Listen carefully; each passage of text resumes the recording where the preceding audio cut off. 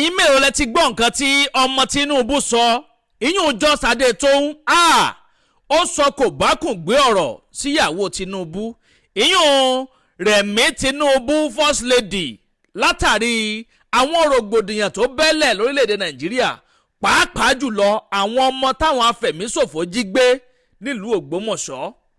wọ́n ní bó ni màmá yẹn ṣe ń ṣe ná tó fi ń sùn tí ń falala tí ń hanrun. ìjẹta àbí jẹrin yìí ni wọ́n ṣe àyájọ́ ọjọ́ àwọn ọmọ kéékèèké lórílẹ̀‐èdè Nàìjíríà bẹ́ẹ̀ sì ni wọ́n ní màmá yẹn pé wọn ò wí ohunkóhun. ẹ̀yin èèyàn mi tẹ́ ò bá gbàgbé lánàá òde yìí ní principal kan ní èsì èlé AO lóríire local government area nípínlẹ̀ Ọ̀yọ́ lára àwọn olùkọ́ tí wọ́n jí gbé ló ń sunkún ní wẹkún mu bòròbòrò níwájú ìbọn wọn na ìbọn sí màmá yẹn lórí báyìí tí màmá yẹn bẹ̀rẹ̀ sí ń rawọ́ ẹ̀bẹ̀ pé ààrẹ Bọ́lá mẹ́ẹ̀ Tinubu ẹ wá gbà wá. ẹnjìníà Ṣèyí Mákindé gómìnà ìpínlẹ̀ Ọ̀yọ́ ẹ wá gbà wá kalẹ̀ lọ́wọ́ àwọn pípò yìí. wọ́n láwọn pípò yẹn ń jẹ́ kó yé àwọn wípé àwọn ìjọba fẹ́ lo owó agbára láti wá dóòlà ẹ̀mí àwọn. wọ́n ní ẹ má fẹ̀mí wá ṣòfò. wọ́n ní wọ́n tún ti mú kan báyìí tí wọ́n fẹ́ lọ rẹ́ lọ́rùn tẹ́ ò bá gbàgbé wọ́n rẹ́ bàbá kan lọ́rùn ní nǹkan bí ọ̀sẹ̀ bíi méjì sẹ́yìn báyìí torí ó ti pé 14 days báyìí òní ló pé 15 days gẹ́rẹ́gẹ́ tí wọ́n ti wà lákàtà àwọn afẹ̀míṣòfò nínú igbó kejìkejì pẹ̀lú àwọn ọmọ kéékèèké tí ń bẹ ń bẹ kódà ọmọ bíntín ọmọ ọwọ́ tí ń mọyàn lọ́wọ́ ń bẹ láàrin wọn. fún àǹfààní ẹ̀yin tẹ́ ò tí ì rí fídíò àná yẹn níbi tí wọ́n ti ń sunkún yẹn fídíò yẹn lè tẹ́ ń wò yìí. Please, I am here again to beg the government, President Tinubu and the governor of Oyo State, Engineer Ṣèyí Mákindé, to please help us and dialogue with these people. They should not use force. The force that they used yesterday has cost us so much. It has added to our problems. In fact, one of us has been picked that they are going to kill him because government tried to help us by force. We want you to call them and dialogue with them so that our lives will be saved. We will not be killed.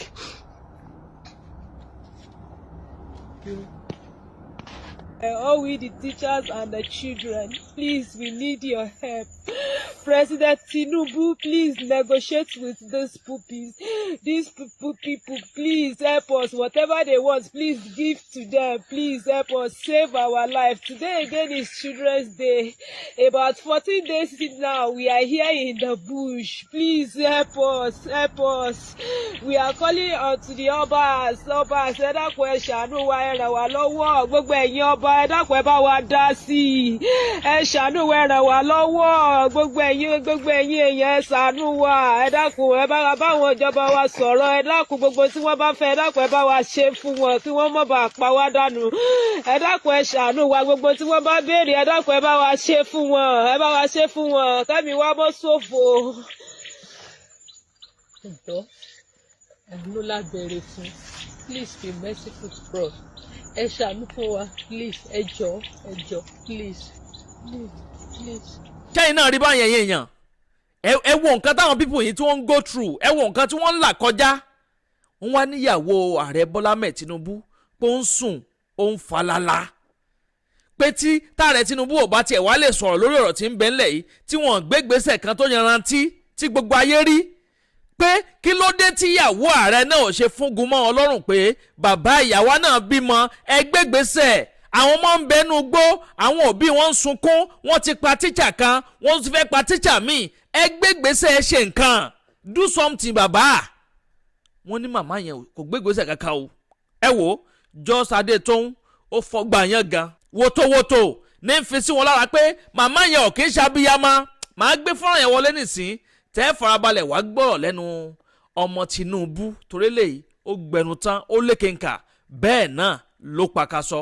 bẹ́ẹ̀ ṣe wo fọ́nrán yẹn ni kẹ́sì máa bá mi comment kẹ́ máa like kẹ́sì máa pín káàkiri lógúnlógún lọ́gbọ̀nlọ́gbọ̀n kó lè ti kan ọ̀pọ̀lọpọ̀ àwọn èèyàn lára láì dé ìnàpẹ́nu Just Adétóun ẹ bá ń gbóhùn sókè.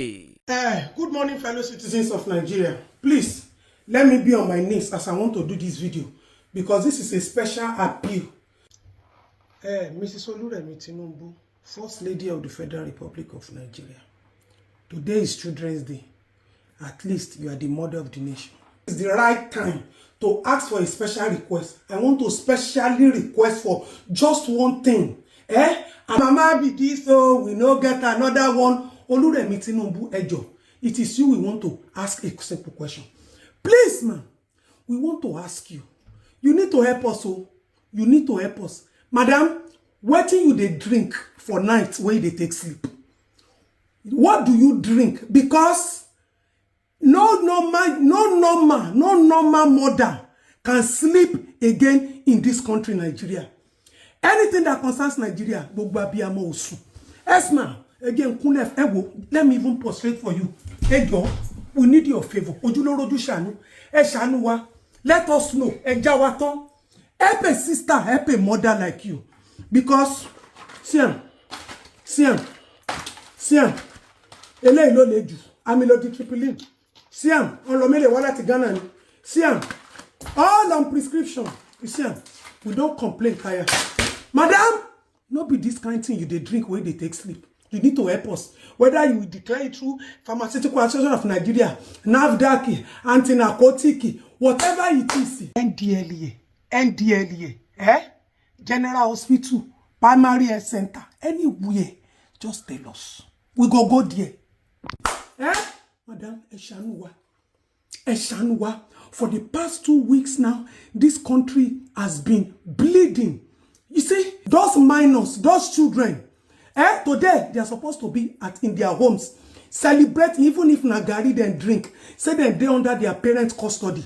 Mommy, you have been sleeping and snoring. Ejawaton, what are you consuming? Because me, since the day where I become mama, itara biamo ojekenu mi ikoro. Mommy, you need to tell Nigerians, what do you consume that you can sleep at night and you can snore? Because if you are not sleeping, we would have seen it on the president's body. You see that president it in heart attack or what in stroke. As long as you and daddy, you are still walking freely and solale, that means that two people are sleeping.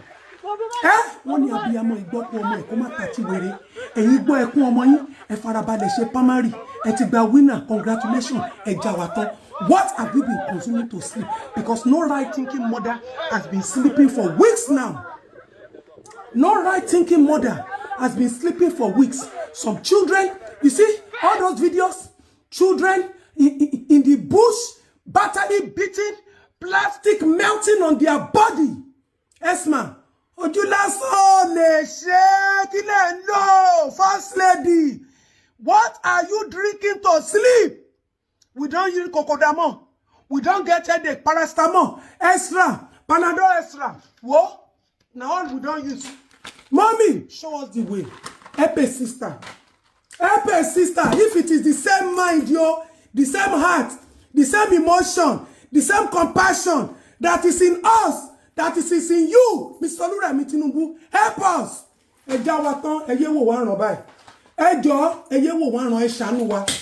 Let us too, kuku know that all mothers should go and rest. Fọkàn balẹ̀. Lọ fọkàn balẹ̀, kò ṣiṣẹ́ mọ́. Election nìkan ló ṣiṣẹ́ fún. First Lady, please help us. What are you using? Because you are glowing, you are shining. You not do like say anything, do your children for this country. You not be like say, so pikin, they even touch pikin, talk less of say them beat pikin. Help a sister. What are you drinking? Oduyin da shaka. Oduyin da pako. Okoyin day. If not the same human flesh. Because it's like our bodies are all the same. We get breast, we get nyash. But our mind, you know, be the same. Esma, if you cannot tell us what you are drinking, that you can close your eyes, snore, and sleep, John to the alone, save these children. Did you sign oaths? Are they threatening you? Then your bati help. I shall nora. Not even ekbele. It is well. It shall be well. First Lady Miss Remi Tinubu, abiyamo tin ori o. Your kind of abiyamo is unique. Unimitable but unique. if you cannot tell us what you are drinking, that you can rest, and we are not resting, we are not sleeping, our minds are not at rest, even the ones abroad, their motherland is bleeding, they cannot rest.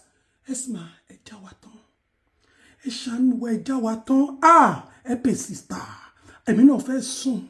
Make Nigeria problem, no they disturb me again. Make it no they affect my mental health. Make it no they demoralize me. Make me self-reduce this shouting. Ejanton, timbati lo 2 capsules muti wa okay. If you cannot announce to us, declare it free. Let us be collecting it free. Emma worry. Ekoti e shanu wa. Some people are celebrating and some people are mourning, crying, screaming. Some people have become lifeless, all because of your husband. Esma, Baba den soon. Ko pressure. I know that it is women that give men pressure. You not give pressure. You they give your husband confidence. Que sink kan fok mo ebale. Mori, Henry, ba se nfe mi to. An fe mi to. Se tadura ni. Esma, amori oke gun. But ori oke gan se gun. Bandits no go allow us go ori oke. So we dey pray in the 4 corners of our house. We are calling Jehovah Jireh, Jehovah Shammah, Jehovah Nisi, Arogunbogunmi, Eleburu ike, Eletin gbongbaroye, gbanigbani lọ́jọ́ ogunle, àti pé ogunle. Àti pé. But the Bible says heaven help those who help themselves. Yes, mommy, if you know help us, show the presidency and the security team of Nigeria, how God won't help us. God will not come down. And when you became first lady, we thought that God has sent us our own helper, our mother that is the mother of all mother, the mother that mother their mother. Mother Tinyi, what is your mother doing now? Your mother is not supposed to be mothering other mothers. It's supposed to be helping mothers. Tell us what you are using, that you are so confident. You are so at ease. You are so at peace within yourself. While the children of the nation are in captivity, when the nation is bleeding, they say the mother is the home builder. Esma, kile buildu. Efi rice le efun wa logun. Leave rice, give us what we go take sleep. Leave rice. Because even the people they share rice for, they themselves, they no sleep. Mami, oju oni tinye shanuwa. Tinye oni baje shanuwa. Efarakunwa. One person give birth to a child. The whole society owes them the responsibility to protect them, defend them, love them. Mommy, love us. Show us what you they drink when they take sleep. Not be clear eye anybody they take sleep again. See, I don't show you my own. Mommy, give us your own. Ẹ̀yin èèyàn ọ̀lẹ́gbọ́n yẹn o. Ṣé iná ti wá rí pé eléyìí tó jẹ́ òdodo ọ̀rọ̀ níjọ́ sáré tó ń sọ gbogbo fọ́nrán tẹ̀ ṣẹ̀wò tán yìí. Àìbò lẹ́yìn ṣe rí sí. Ẹ bá mi comment, kẹ́ máa like, kẹ́ sì máa bá mi pín fọ́nrán yìí káàkiri lógúnlógún lọ́gbọ̀nlọ́gbọ̀n kó lè tẹ̀ kan ọ̀pọ̀lọpọ̀ àwọn èèyàn lára. Ìlérí tiwa làwa múṣẹ gẹ́gẹ́ bá a ṣe ṣèlérí fún yín pé àníjẹ́ kójú yín fọ́. Bẹ́ẹ̀ náà la sì ń jẹ́ kí ti yín di sí gbogbo àwọn ìṣẹ̀lẹ̀ tí bá ń ṣẹlẹ̀ káàkiri lẹ́wà pàápàá jùlọ nílẹ̀ Yorùbá tí wọ́n ń bí kọ́lọ̀ ọba Èdùmàrè kó ètò bá wa yọ̀ǹda àwọn tí ń bẹ lákàtà àwọn afẹ̀míṣòfò tí wọ́n jí gbé nípínlẹ̀ Ọ̀yọ́. Ẹ ṣeun tẹ́ ń gbọ́ wa, ẹ kú kalẹ̀. Agbe ní gbére pàdé olókun, àdùkò ní gbére pàdé ọlọ́ṣà, òdìdẹrẹ́ ní gbére pàdé wọn lóde ìwò. Fún ìwọ ọmọkùnrin tí nǹkan rẹ̀ ò ṣe déédéé, ìwọ ọmọkùnrin tí ṣàyàwó rẹ̀ ó ṣẹ̀ṣẹ̀ mọ gbọ́ jìgìjìgì lára lójú lọ mú kára rẹ̀ ó tó le, ìwọ ọmọkùnrin tó ń retí ọmọ bíbí, ìwọ ọmọkùnrin tó fẹ́ ṣe nǹkan tó dáa láyé pẹ̀lú aya rẹ̀ tí ìfàyàlòyà tí ó fi di nǹkan tó dáa, ìwọ tásítọ̀ rẹ̀ ń sàn tí ò kí tó láti dọmọ, ìwọ ọkùnrin tára rẹ̀ ò le, ìwọ ọkùnrin ṣẹ̀ẹ̀kan dìde, ìwọ ọkùnrin tátàn rẹ̀ ò dúró déédéé, ìwọ ọkùnrin tó ń retí ọmọ, ìwọ ọkùnrin tó ṣẹ̀ṣẹ̀ ṣègbéyàwó. Ọgbọ́ capable herbal energy capsule ló nílò fún gbogbo àìṣedéédé ara rẹ̀ kó o lè jẹ́rìí sọmọ bíbí àti nǹkan tó dáa láti ṣe.